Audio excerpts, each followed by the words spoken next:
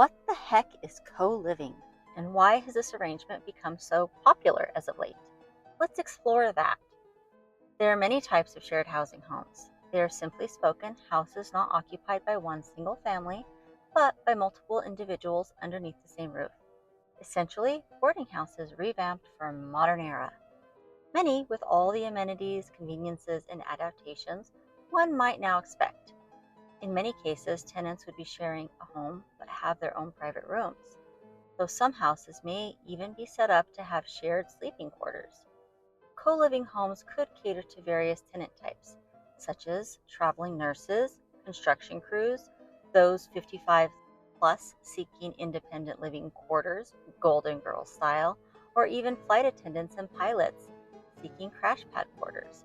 And then there are houses run on a more independent basis, with tenants from various backgrounds such as teachers, TSA workers, Uber drivers, relocating professionals, those rebuilding, newlyweds, or just those seeking affordability or saving opportunities. But usually shared housing tenants share at least some sort of commonality, as carefully catered efforts tend to be made by those running the homes to ensure good culture fits by matching tenants to homes by age, lifestyle, or profession to reduce conflict or foster a sense of community.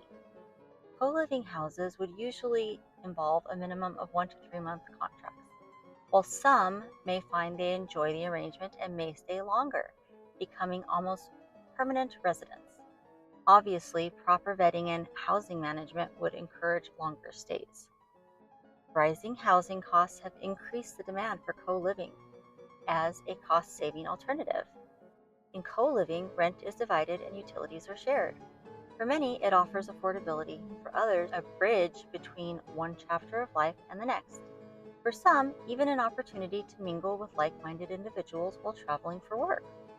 For investors, the appeal is equally evident, even self-explanatory, as one property may yield several streams of income. Many of these houses are managed carefully, through thorough interviews and screening with background checks conducted on prospective tenants and written agreements regarding household rules they may have clearly stated and posted, plus labeled storage areas, security cameras, and coded locks or more.